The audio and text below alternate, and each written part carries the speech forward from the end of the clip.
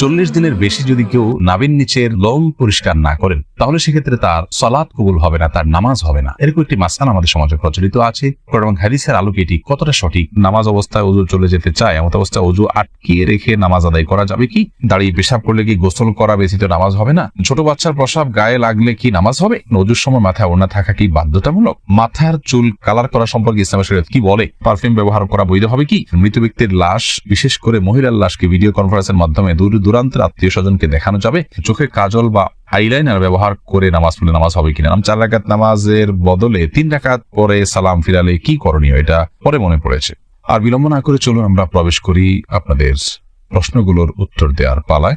শোভন আহমেদ আপনি লিখেছেন 4 রাকাত নামাজের বদলে 3 রাকাত পরে সালাম ফিরালে কি করণীয়? এটা পরে মনে পড়েছে। ফরজ নামাজ যদি 4 রাকাত যায় 3 রাকাত সালাম ফিরে ফেলেন, তৎক্ষণাৎ মনে পড়লে তো আরেক রাকাত পরে শেষ নামাজ হয়ে যাবে। কিন্তু আপনি উঠে চলে গেছেন, অন্য কাজ করছেন, তারপরে মনে পড়েছে, তাহলে আবার আপনাকে সে সালাত আদায় করতে হবে। অ্যাঞ্জেল রুমি আপনি লিখেছেন চোখে কাজল বা আইলাইনার ব্যবহার করে নামাজ পড়লে নামাজ হবে কিনা? নামাজ হয়ে যাবে। নুসরাত কবির উর্মি আপনি লিখেছেন ওযুর পরে ভ্যাসলিন, গ্লিসারিন ইত্যাদি ব্যবহার করলে ওযু বা নামাজের কোনো ক্ষতি হবে কি? না, ওযু বা সালাত ভঙ্গের সুনির্দিষ্ট কারণ আছে, সেই কারণগুলো না পাওয়া গেলে ওযু বা সালাত ভঙ্গ হবে না। বিধায় ভ্যাসলিন বা গ্লিসারিন ইত্যাদি ব্যবহার করলে ওযু নষ্ট হবে না, সালাতের কোনো অসুবিধা হবে না, কারণ এগুলোর ফলে ওযু ভঙ্গের কোনো কারণ পাওয়া যায় না।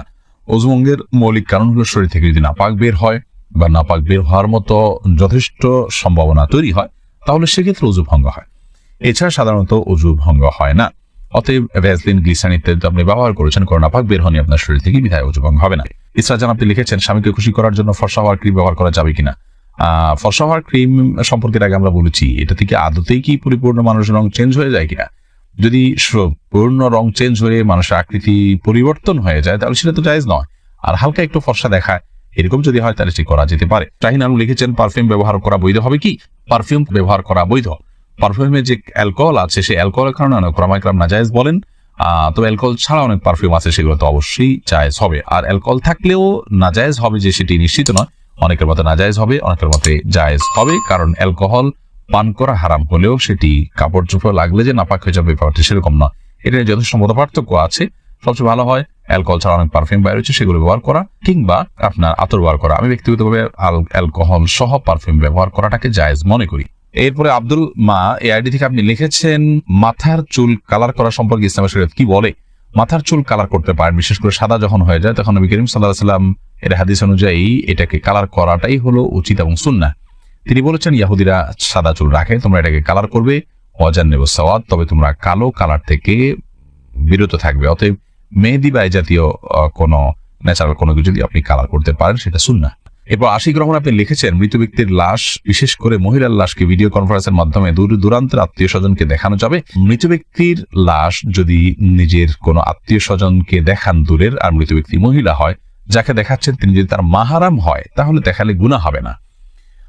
তবে সেটাকে ভিডিও করে রাখা, ছবি তুলে রাখা অবশ্যই অনুচিত কাজ, কারণ মৃত্যুর পর মানুষের আকৃতিতে অনেক সময় পরিবর্তন হয়, কিছুটা বিকৃতি ঘটে থাকে।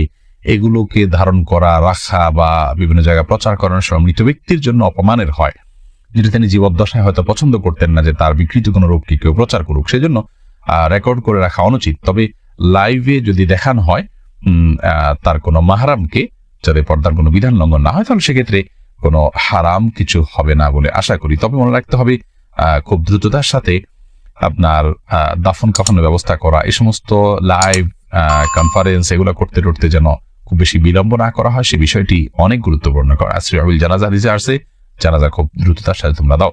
এরপরে প্রশ্ন করেছেন হাবিবা, আপনি লিখেছেন ওযুর সময় মাথায় ওড়না থাকা কি বাধ্যতামূলক? ওযুর সময় মাথায় ওড়না থাকা বাধ্যতামূলক নয়, বরং মাথার ওড়না ফেলে কেউ যদি ওযু করেন ওযু করতে পারেন। যদি তাকে কোনো গায়রে মাহরাম পুরুষ দেখার আশঙ্কা না থাকে, তিনি মাথার কাপড় চোপড় ফেলে, ওড়না ফেলে মাথার, তারপর তিনি ওযু করতে পারেন। বরং আমরা যখন ওযু করার জন্য মুখমণ্ডল ধৌত করব, তখন আমাদের কাপড় যদি মাথায় থাকে, অর্থাৎ ওড়না যদি টানা থাকে, তাহলে সেক্ষেত্রে এগুলোতে কিছুটা হলো পানি লেগে যাবে, ভিজে যেতে পারে। এই জন্য মাথার ওড়না না রেখে ওযু করা যাবে। যদি মাথার ওড়না রেখে আপনি ওযু করেন এবং আপনার ওড়না খুব একটা না ভেজে আপনার অসুবিধা না হয়, আপনি করতে পারেন। মাসা করার ক্ষেত্রে আপনাকে মাথার কাপড়ের নিচ দিয়ে মাসা করতে হবে, কারণ মাথার ওড়নার উপর দিয়ে মাসা করলে সে মাসা বিশুদ্ধ হবে না। এটাই হলো জমহুর এবং বেশিরভাগ ওলামায়ে কেরাম, ফুকাহায়ে কেরামের মত। খোলাসা কথা হলো যে মাথায় ওড়না থাকা এটা বাধ্যতামূলক নয়, বরং মাথায় ওড়না না রেখে উযু করা যাবে। আর যদি ওড়না রেখে উযু করতে পারেন আপনি, তবে মাসা করতে হলে অবশ্যই ওড়না নিয়ে দিয়ে আপনাকে করতে হবে। এমনি সাকিব মাতব্বর লিখেছেন, নামাজ অবস্থায় উযু চলে যেতে চায়, এমন অবস্থায় উযু আটকিয়ে রেখে নামাজ আদায় করা যাবে কি? অবশ্যই আটকে রেখে আদায় করা যাবে, তবে স্বাভাবিক অবস্থায় উযু আটকিয়ে রেখে তারপরে ওই উযু দিয়ে নামাজ পড়া উচিত নয়। তবে নামাজের মধ্যে যদি আপনার উযু ভাঙার বা পেশাব পায়খানা বেগ হয়, তাহলে সে বা বায়ু নির্গত হওয়ার বেগ হয়, তাহলে সেটাকে আটকে রেখে সালাত কমপ্লিট করা যেতে পারে, যেহেতু সালাত কমপ্লিট করা আল্লাহর কর্তৃক নির্দেশিত। আল্লাহ বলেছে। সময় আপনি লিখেছেন, ছোট বাচ্চার প্রসাব গায়ে লাগলে কি নামাজ হবে? ছোট বাচ্চার, ছোট শিশুর পেশাব সেটাও কিন্তু বড়দের পেশার মতো নাপাক, অতএব সেটা যদি গায়ে বা কাপড়ে লাগে, যে জায়গায় লাগে সেটাকে ধুইতে হবে। পার্থক্য এতটুকু, যদি দুগ্ধপোষ্য ছেলে শিশু হয় তাহলে তার পেশাবের ছিটা যেহেতু অনেক বেশি ছড়ায় না কন্যা শিশুর তুলনায়, এজন্য তার পেশাবের উপর পানি ছিটা দিলে সেটা যথেষ্ট হয়ে যাবে। আর কন্যা শিশু যদি হয়, সেটা যেহেতু তার পেশাব যেহেতু একটু ছড়ানোর আশঙ্কা বেশি থাকে, এবং আরো নানা কারণে, অনেক কারণ এবং রহস্য আছে যেগুলো আমরা জানি না, তো সেগুলোর ভিত্তিতে কন্যা শিশু হলে, সেই দুগ্ধপোষ্য হলেও যে জায়গায় লাগবে তার পেশাব, সেই জায়গাটা কাপড়ের জাস্ট ওই অংশটুকু ধুয়ে নিলে পাক হয়ে যাবে। খোলাসা কথা হলো যে ছোট বাচ্চাদের পেশাব যদি কাপড়ে লাগে কিংবা শরীরে লাগে, সেটা নাপাক হবে, সেটাকে পাক করার চেষ্টা করতে হবে বড়দের পেশাব থেকে যেভাবে পাক করার চেষ্টা করা হয়। তবে হ্যাঁ, দুগ্ধপোষ্য যে দুধের উপরে টিকে থাকে এরকম ছোট ছেলে শিশু হলে সেক্ষেত্রে পাকের পদ্ধতির ক্ষেত্রে কিছুটা শিথিলতা আছে, পায়ের ছিটা দিলে পাক হবে।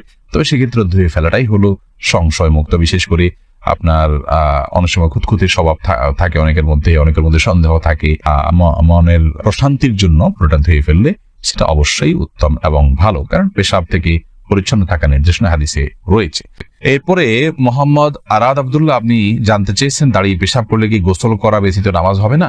দাঁড়িয়ে পেশাব করলে যে গোসল করতে হবে এমনটি বাধ্যতামূলক নয়, বরং দাঁড়িয়ে পেশাব করার পরও আপনি গোসল ছাড়া নামাজ আদায় করতে পারেন। দাঁড়িয়ে পেশাব করতে গেলে যদি আপনার শরীরে কোথাও ছিটে ফোঁটা লাগে বা পেশাব লেগে যায়, সেই জায়গাটা আপনি ধুয়ে ফেলবেন, ধুয়ে আপনি সালাত আদায় করতে পারবেন। আর দাঁড়িয়ে পেশাব করাটা অনুচিত, অনুত্তম, ভালো নয়, মাকরুহ কাজ। নবী করিম সাল্লাল্লাহু আলাইহি ওয়াসাল্লাম সচরাচর দাঁড়িয়ে পেশাব করতেন না। 40 দিনের বেশি যদি কেউ নাভির নিচের লোম পরিষ্কার না করেন, তাহলে সেক্ষেত্রে তার সালাত কবুল হবে না, তার নামাজ হবে না। এরকম একটি মাসআলা আমাদের সমাজে প্রচলিত আছে, এবং হাদিসের আলোকে এটি কতটা সঠিক আমরা সে বিষয়ে জানার চেষ্টা করব। প্রথম কথা হলো, হাত পায়ের নখ ছোট করা, গোপ ছাটা ছোট করা, বগল এবং নাভির নিচের পশম পরিষ্কার করা, এটাকে চেঁচে ফেলা, এটি সকল নবী রাসূলগণের প্রতি আল্লাহ রাব্বুল আলামিনের পক্ষ থেকে আরোপিত কমন একটি বিধান ছিল, সকল নবী রাসূলগণের কমন একটি সুন্নাহ ছিল, যে সুন্নাহ সকল নবী রাসূলদের জন্য প্রযোজ্য ছিল। একজন ইমানদারের জন্য সেটি অবশ্যই অনেক বেশি গুরুত্বপূর্ণ। আনাস ইবনে মালিক রাদিয়াল্লাহু তাআলা আনহু একটি হাদিস বর্ণনা করেছেন, যেটি সহিহ মুসলিম বর্ণিত হয়েছে, সূরা নাসা এবং মুসনাদ আহমদ সব হাদিস কিতাবে বর্ণিত হয়েছে। সেখানে তিনি বলেছেন যে রাসূল আকরাম সাল্লাল্লাহু আলাইহি ওয়াসাল্লাম আমাদেরকে এই কাজগুলো করবার জন্য, অর্থাৎ হাত পায়ের নখ ছোট করা, গোপ ছোট করা, বগল এবং নাভির নিচের পশম পরিষ্কার করা, চাষা, এই কাজের জন্য তিনি আমাদেরকে সময়সীমা নির্ধারণ করে দিয়েছেন 40 দিন। অর্থাৎ 40 দিন পর্যন্ত কেউ যদি বিলম্ব করেন তাহলে সেটি জায়েজ আছে, যদিও এত বেশি বিলম্ব না করে প্রতি সপ্তাহে একবার পরিচ্ছন্ন করতে পারে, সেটি উত্তম ভালো কাজ। যত বেশি পরিষ্কার রাখা যায় এগুলো ততই ভালো। কিন্তু যদি কেউ বিলম্ব করতে চান তাহলে সেক্ষেত্রে তিনি এগুলো না চেষে না কেটে সর্বোচ্চ 40 দিন পর্যন্ত থাকতে পারবেন। 40 দিনের পর যদি তিনি না কেটে থাকেন তাহলে সেটি তার জন্য গুনাহের কারণ হবে, সে কারণে তিনি আল্লাহর কাছে পাপী হিসাবে বিবেচিত হবেন। কিন্তু এর কারণে তার সালাত হবে না, তার নামাজ কবুল হবে না, এরকম কোনো কথা হাদিসের কোথাও বলা হয়নি। সালাত বা নামাজ বিশুদ্ধ হওয়ার সম্পর্ক হলো সালাতের যে শর্ত আছে সেই শর্তগুলো তিনি সঠিকভাবে আদায় করেছেন কিনা এর উপর নির্ভর করে। যার কারণে সালাতের শর্ত যদি সঠিকভাবে আদায় করে থাকেন, ফরজগুলো সঠিকভাবে আদায় করে থাকেন, তাহলে সালাত বিশুদ্ধ হবে। যদিও তার নাভির নিচের লোম তিনি অপরিষ্কার রাখেন, নখ বড় রাখেন, এগুলো করা সত্ত্বেও তার সালাত আদায় হয়ে যাবে। কিন্তু এগুলোকে তিনি বড় রাখবার কারণে, ছোট না করার কারণে, সমত না চাষবার কারণে, 40 দিনের বেশি অপরিচ্ছন্ন রাখবার কারণে তিনি একটি গুনাহে লিপ্ত হলেন, সেটি সম্পূর্ণ ভিন্ন বিষয়। আল্লাহর পরে আমাদের সকলকে সব ক্ষেত্রে রাসূল আকরাম সাল্লাল্লাহু আলাইহি ওয়াসাল্লামের সমস্ত দিক নির্দেশনাগুলোকে মেনে চলার তৌফিক দান করুন।